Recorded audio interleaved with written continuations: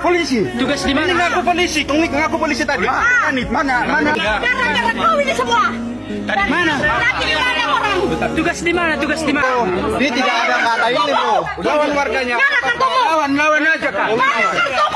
Sekarang balikin ke diri kita. Kalau kita lagi sholat jamaah ada yang datang. Tiba-tiba bubar. Udah ada izin belum nih?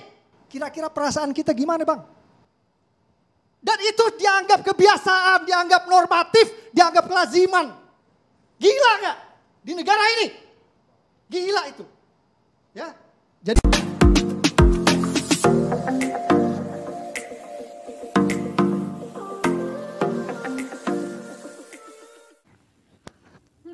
selamat sore bagi sahabat dan saudara sekalian yang dikasihi Tuhan.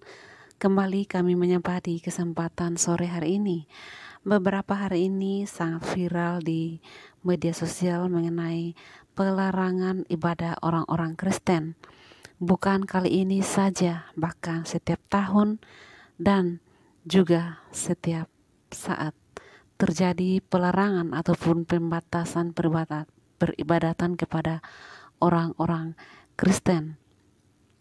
Sangat miris sekali kelompok-kelompok yang sangat miskin toleransi kepada kita semua. Seperti apa dan bagaimana kejadian ini dan tanggapan dari salah satu tokoh muslim, langsung saja kita saksikan bersama berikut videonya. Oh, ini polisi apa warga? Polisi ya? Polisi. Tugas di mana? Polisi. Tugas di mana? Ini ngaku polisi. Tunggu ngaku polisi tadi. Mana? Katanya mana? Tidak berhak lah memeriksa polisi. Ngomong udah polisi. Tadi dibilang dia mengaku enggak. Kau ini semua. Mana? Tugas di mana? Tugas di mana? Kau mengaku kau polisi. Tugas di mana? Ngaku polisi. Sekarang enggak polisi. Di mana sih, Pak? Iya, tugas di mana? Bukan kau aja polisi. Saya bukan punya keluarga polisi, tapi tidak kayak kau. Sini. Kalau polisi itu Mana? menampung aspirasi. Enggak, di sini aja. Ini sabar dulu. Di sini dulu. Polisi kok kayak gini? Lawan warga, Pak. Lawan warga. Ini tidak ada kata ini, Bro. Lawan warganya. Lawan aja, Kak. Mana gini? Udah bu. Nggak boleh gitu tuh, biasa. Katanya dia polisi. Mengaku kau jadi polisi kau. Katanya dia polisi.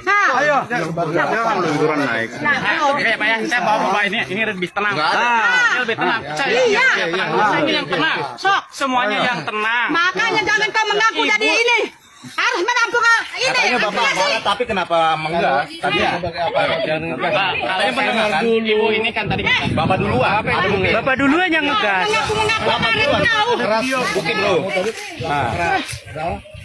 Ini baik-baik. Ibu, bapak bagaimana? Ibu mau diberitakan. Lapor aja sama masalah antara agama tadi. Diberhentikan kamu. Kita lapor pembinaan. Kita nggak perlu. Iya, lapor. Masih ini Kalau kau enggak? benar ini. Masih rela nggak sama jabatanmu sekarang ini? Bapak ini tadi suruh stop. Ini bukan salah dia ini. Bapak ini juga. Bapak ini yang Bapak ini juga.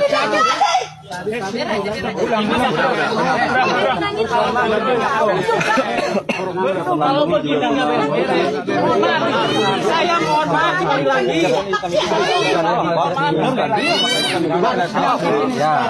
Ini kayaknya nggak ada dalam namanya ini nih. Prabu Pakat nggak ada ya? tak gitu Pak. Ya betul lah ini. Ada yang udah ngajak Bapak. Ayo Dari awal ngomongnya saya menolak. tapi saya menolong jadi dan berat sebelah Yang sepertinya. masih intinya kita sudah kumpul dulu Provokatornya masih di Diskusi di polisi mendingan panggil ini kita aja. diskusi sekali provokatornya siapa, langsung dibawa langsung Kita ke polisi kita aja ini kayaknya kita harus ngapain repot berat sebelah ini nggak bisa. tadi kan Aku kurang puas. Mana surat tugasmu? Kita bukan mana kantumu? Mana tadi udah tunjuk? Mana? Tunjukkan Ya, dulu. udah belum jelas. Kita ini juga punya saudara. Ya. saudara kita juga ada polisi. Ada yang sampai jenderal juga ada. Cuma baik-baik lah. Kita tunggulah dulu Pak Aep. Solusi dulu. Kami lagi menunggu saya minta sok berapa orang perwakilan.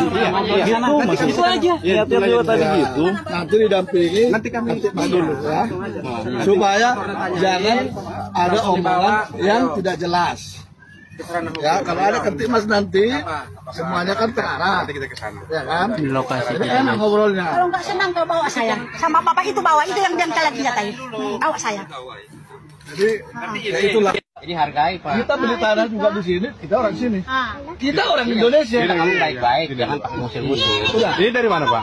Dari mana? Warga sini Pak. Warga sini. Ini kepala lingkungan RW. Ya, tahu ini Bapak RW. Kami lagi badan ya. Bentar lagi kita ngobrolin. Ya, Bapak ini teriak, kayak kita ngomong baik-baik. Bukannya masalah teriak. Masalah tadi anu video teh, anu kan itu.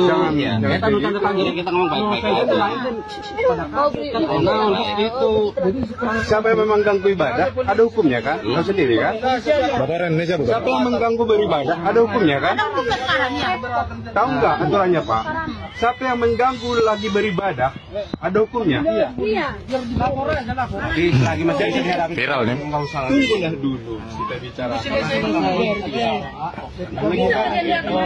Bapak sebagai perangkat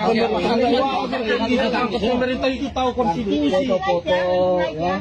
Langsung ini. Perangkat pemerintah RW tahu itu kita undang-undang. Jangan langsung. Yang ini sekarang. Kita selesaikan dulu. Kita bukan di sini supaya selesai. Kita bukan maksiat di sini, bukan maksiat. Ya kan ngomong tadi. Silakan selesaikan dulu. Percuma Ya nunggu di sini ngomong. pemerintah tapi konstitusi nggak tahu, undang-undang nggak tahu. Di rumah aja ditunggu kita ngobrol. Ya baik itu ya tungguan we. Foto-foto lagi ibadah, jangan. Boleh lagi ya. Jadi nunggu di sini. Kalau mau masak sumber-sumber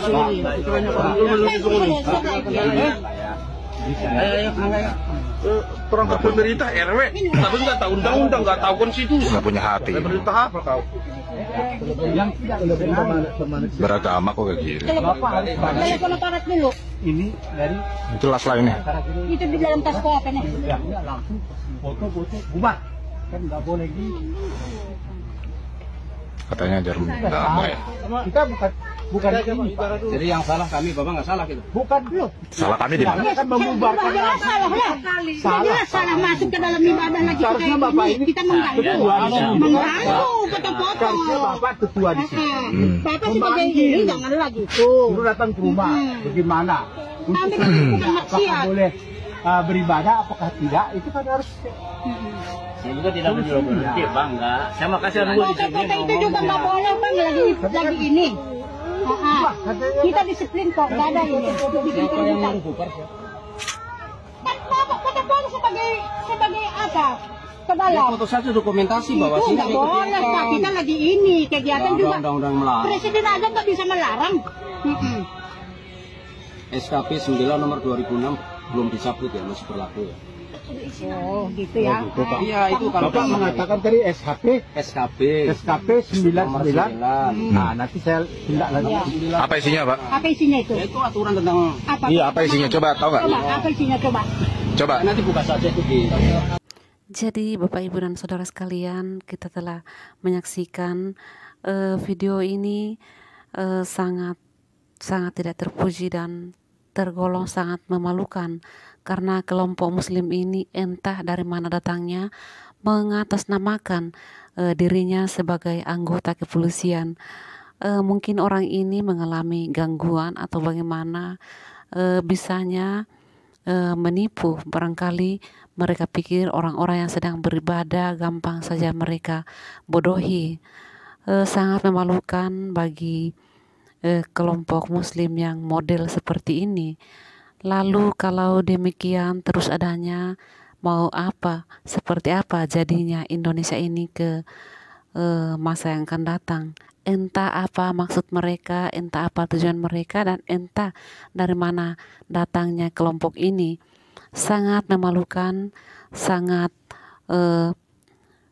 kelihatan kebodohan mereka yang seolah kurang kerjaan, dan itulah Dan itu saja pekerjaan mereka, selalu saja mengganggu ketenangan bagi orang-orang Kristen. Lalu seperti apa tanggapan dari tokoh Muslim? Berikut ini kita saksikan videonya. Saya izin ya, saya udah siapin data nih biar nggak ngalor ngidul nih Bang. Soal intoleransi ini izinkan saya buka data supaya nggak ngalor ngidul. Ini saya mau bacain kasus intoleransi 3 tahun terakhir ini yang saya catat ya.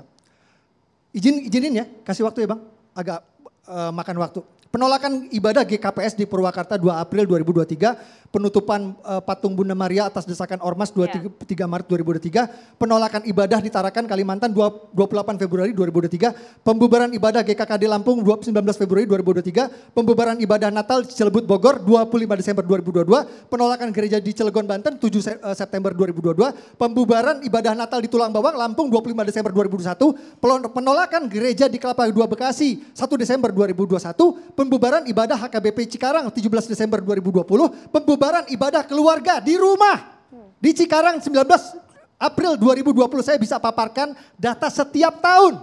Minimal ada 2 sampai 3 penolakan rumah ibadah dan pembubaran ibadah yang viral. Yang terbawa. Itu yang viral. Ya. Yang nggak viral bisa 10 kasus, Mas.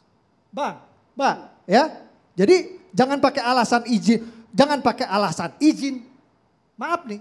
Saya ada datanya, ratusan musola langgar masjid di Depok nggak ada IMB-nya. Puluhan ribu musola langgar masjid di Jawa Barat dibangun tanpa IMB. Itu di Jawa Barat doang. Gimana di seluruh Indonesia? Mungkin ratusan ribu, jutaan masjid di Indonesia tidak punya IMB. Ini data tahun 2019. Ya, jadi jangan pakai konteks alasan izin untuk mempersekusi ibadah non-Muslim. Ya, ini faktanya memang non-Muslim aja yang sulit urus izin. Jadi kenapa non-Muslim saja yang sulit urus izin, sementara kita umat Islam tidak pernah kita terbentur dengan kesulitan izin dalam membangun masjid. Dimanapun Bang, dimanapun, ini faktanya. Yang kedua, tempo selironya mana? Kalau kata Wong Jowo ini tenggang rasa gitu ya. Orang lagi ibadah gitu, maaf ya kalau orang Kristen ibadah itu kayak orang kita umat Muslim lagi sholat jamaah lah gitu. Sekarang balikin ke diri kita, kalau kita lagi sholat jamaah ada yang datang. Tiba-tiba bubar. Udah ada izin belum nih?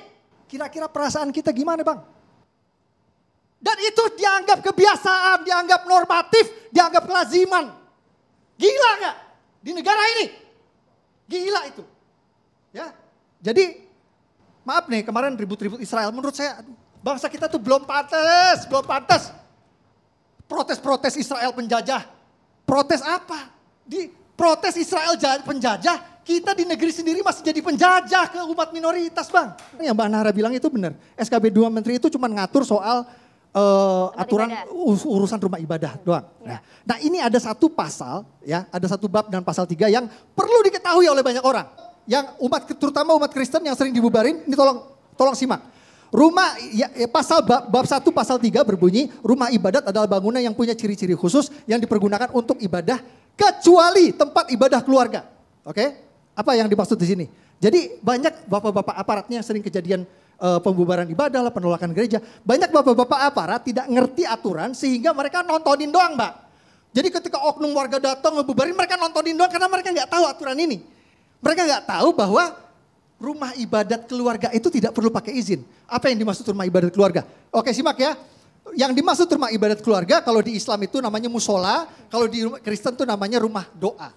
Ya, jadi untuk kita umat Islam kalau kita mau bikin musola di rumah atau bikin musola di ruko perlu pakai izin nggak? Tidak perlu pakai izin. Begitu juga orang Kristen. Orang Kristen mau bikin rumah doa di rumah atau di ruko itu tidak perlu minta izin. Nah ini penting sekali buat umat Kristen tahu. Jadi supaya jelas kalian ibadah di rumah, kalian ibadah di ruko tidak perlu minta izin. Jadi intoleransi semacam ini terjadi secara, kalau Anda katakan tadi betapa maraknya ya, itu betul terjadi dan serius.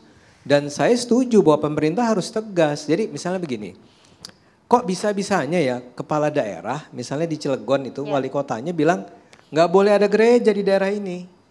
Ini Cilegon bro gitu, mas ya, ini daerah Islam nggak boleh ada gereja. Udah dipanggil sama Menteri Agama kan, ketemu sama dia. Dan belum ada juga jalan keluar. Sekarang Pak Tito udah mulai ngomong kita akan cari jalan keluar dengan merujuk pada kasus gereja Yasmin di Bogor kan. Dia bilang gereja Yasmin bisa dijadikan contoh nih. Saya nggak tahu apakah benar bisa disamakan atau tidak, tapi paling tidak ada upaya dari Menteri Dalam Negeri, Menteri Agama untuk mencegah jangan sampai lagi terjadi pelarangan-pelarangan gereja. Karena yang melakukan pelarangan gereja itu adalah misalnya dalam kasus Cilegon tuh wali kota. Dalam kasus siapa? Istrinya Deddy Mulyadi tuh Purwakarta. Oh iya, Purwakarta kan bupati yang melarangnya. Kepala daerah. Kepala daerahnya yang tur atas desakan. Bupati kok bisa-bisanya bilang saya melarang karena adanya desakan. Secara hukum nggak bisa. Kepala daerah itu mengeluarkan IMB.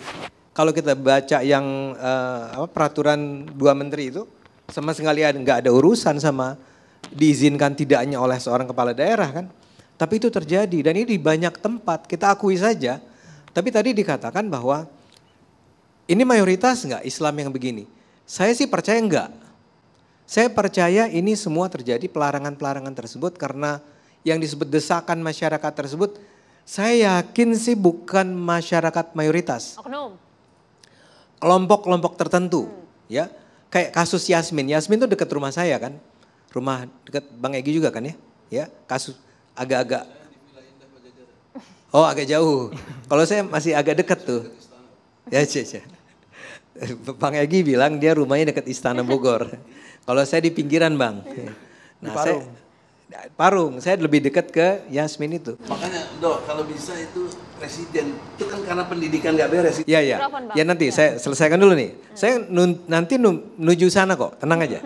Ya, saya mau bilang bahwa iya, jadi ketika ada penolakan, saya ketemu kok sama jemaat gereja GKI Yasmin itu. Dia bilang di awal semua aman kok. Ya, nggak ada penolakan. Mereka memperoleh 60 ya, 60 tanda tangan penduduk setempat. Yang belakangan kemudian dituduh sebagai ada palsu dan seterusnya. Tapi sebenarnya nggak ada masalah sama sekali. Sampai kemudian datang kelompok-kelompok tertentu yang kemudian bikin rame dan kemudian sama-sama menolak. Cuma bedanya begini, yang menolak ini tuh betul-betul militan. Masyarakat biasanya itu kayak ya udahlah jangan berantem terus. Makanya Pak Bima Arya mengambil jalan tengah, memindahkannya ke daerah lain yang sekitar 1 kilometer. Poin saya tapi adalah bahwa ini semua adalah gejala yang kita tidak boleh tutup mata terjadi. Ada banyak, bahkan Anda punya data yang sangat impresif tadi ya. Kita malu seharusnya sebagai bangsa Indonesia bahwa masih ada orang di Indonesia yang dilarang untuk beribadah. Itu sangat-sangat memalukan. Ya, sahabat dan saudaraku sekalian dan kasih Tuhan, kita semua telah menyaksikan bagaimana isi dari video ini. Sangat disayangkan kelompok-kelompok Islam ini yang selalu bermunculan mengganggu ketentraman dan ketenangan bagi orang-orang Kristen. Sepertinya mereka sangat suka sekali mengganggu ketenangan bagi orang-orang Kristen, karena kita orang Kristen, orang percaya tidak pernah mengganggu ketenangan mereka di mana-mana. Orang Kristen tidak pernah mengganggu ketenangan orang-orang Muslim, secara khususnya di dalam beribadah atau membangun tempat peribadatan. Tetapi mereka begitu miskin toleransi sehingga perbuatan mereka selalu menunjukkan kebencian kepada umat-umat Kristen. Demikian. Jadi saudara, saya secara pribadi saya ini tidak pernah habis memikirkan bagaimana kalau mereka di posisi kita seperti itu. Itulah sahabat dan saudara sekalian, jangan pernah terpancing apa yang mereka lakukan. Biarlah Tuhan sendiri yang bertindak. Percayalah kita punya Tuhan Yesus tidak akan menutup mata atas apa yang menimpa saudara-saudara kita di luar sana. Terus berdoa saudaraku dan saudara sekalian, Tuhan Yesus memberkati kita semua.